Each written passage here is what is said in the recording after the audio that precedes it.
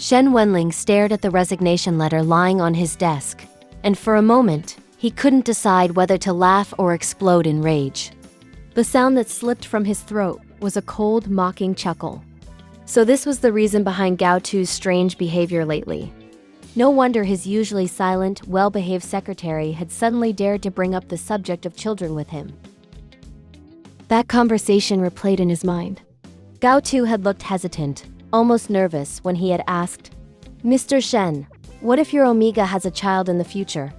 The question had struck him like a thorn, making his brow furrow. A flash of memory burned him, one drunken night when he lost control, when he ended up in bed with his Omega. His voice in that moment had been merciless, like a blade slicing through any illusion of tenderness. "Of course, abort it. What else would you do?" At those words, Gao Tu's expression had shifted. Fear flickered across his eyes, tangled with sorrow, as if he had been holding back something he could no longer contain. Irritation boiled in Shen Wenlang's chest. "Don't bring up such pointless things during work. You know I despise Omegas." For years, Gao Tu had quietly handled everything for him. Whenever an Omega appeared, Gao Tu had been the one to send them away. There had been dozens, perhaps more than 80, and Gao Tu had done it without complaint. But suddenly, this same man was speaking about Omegas, speaking about children. What on earth was he thinking? Lately, Shen Wenlang had already been pushed to the edge. His own Omega at home was temperamental, easily angered, constantly demanding his time and patience. Every time he had to leave the office early to soothe them, his frustration only grew. And now Gao Tu. Was Gao Tu falling into the same trap? His tone had turned sharp, slicing through the air like ice. "If you don't have anything else to say, leave." But Gao Tu hadn't moved. He stood there, shoulders tense, lips pressed together. A long silence stretched between them. Then, gathering courage, he spoke again. "But isn't it cruel to force Omegas to have abortions?" Shen Wenlang's temper snapped. "Stop repeating Omega, Omega. Aren't you disgusted by your own words?" Something changed in Gao Tu then. His face turned crimson, his fingers shook, and for the first time in a decade, his voice rang out with strength. "Mr. Shen, please stop insulting Omegas like that. What you're saying goes against the BO Equal Rights Agreement." Shen Wenlang froze. 10 years. 10 years Gao Tu had been by his side, silent, gentle, loyal. And in those 10 years, he had never once dared to talk back. But now, for an Omega, he was defying him. It was unthinkable.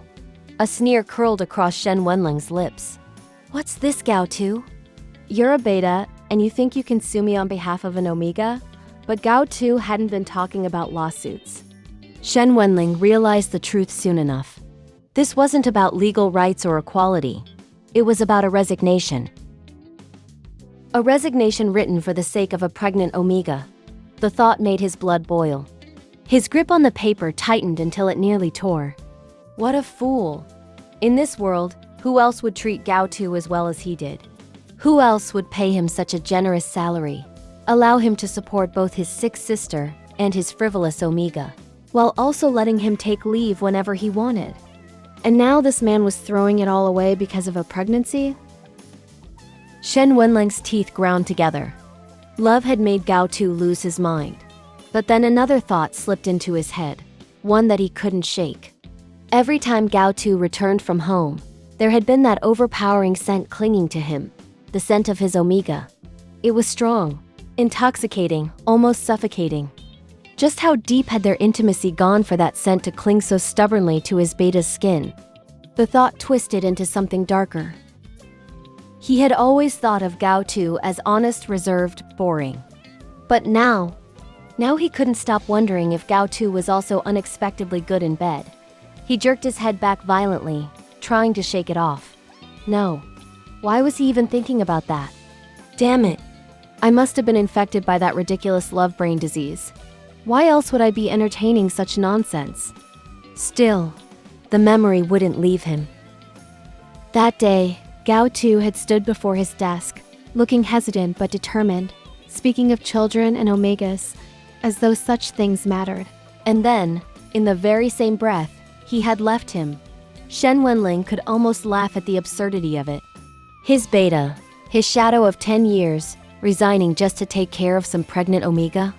He stared down at the resignation letter again, bitterness rising in his throat. So that's what this was all about.